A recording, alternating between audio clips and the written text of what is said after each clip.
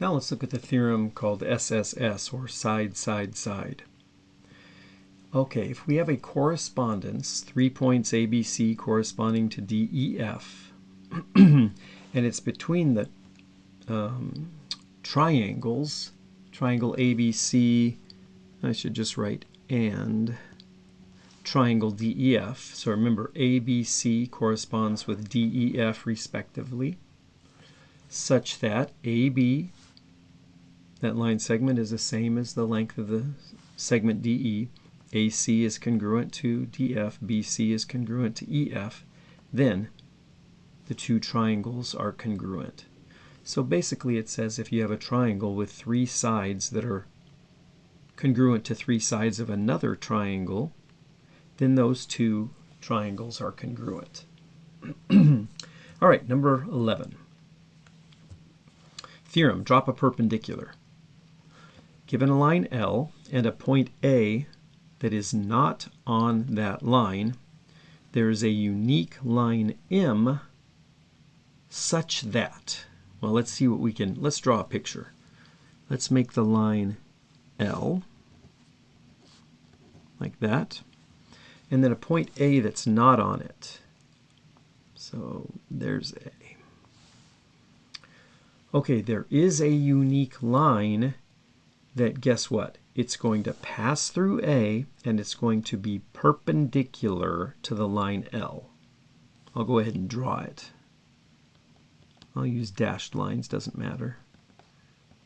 That's going to be my line M.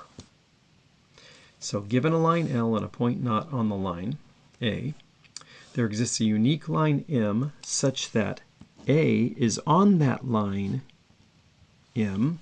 A is an element of the line M, and L and M are perpendicular.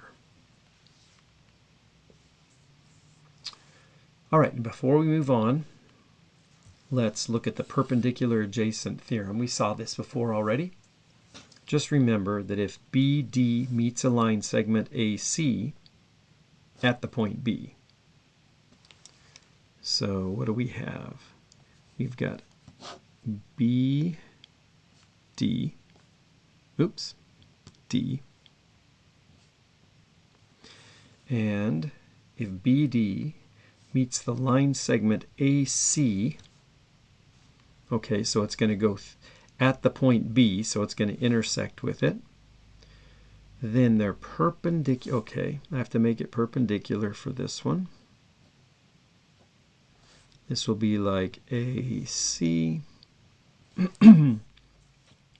Then they are perpendicular if and only if the adjacent angles at B have equal measure.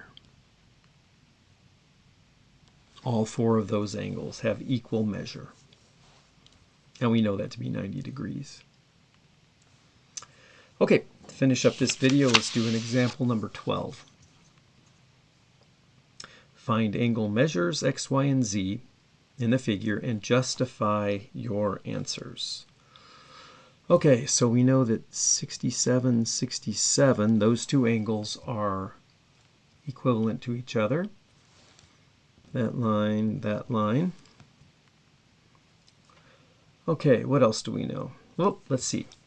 Let's work through here. One conclusion. What do we think X is?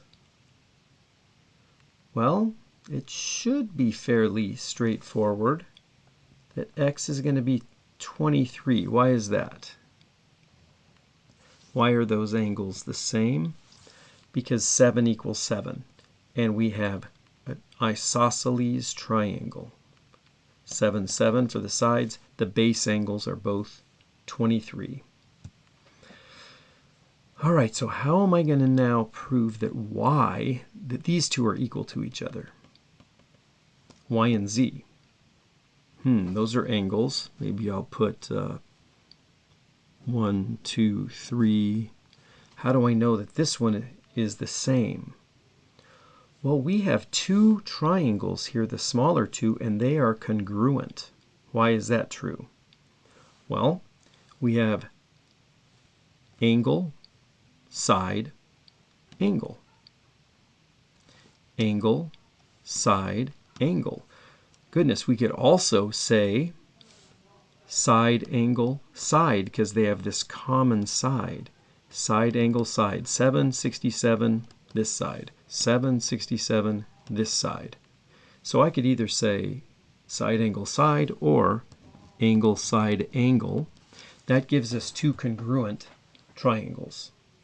And then what do we say? How do we know that y and z are congruent to each other? They are corresponding parts. So corresponding parts of congruent figures are congruent.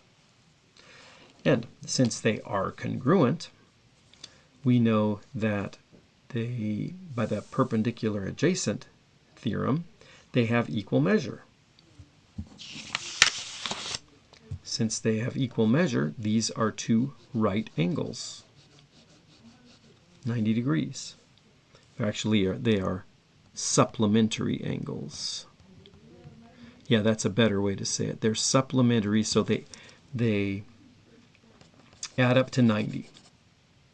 I'm sorry, they add up to 180. And since they're two equal angles, they have to be 90 each.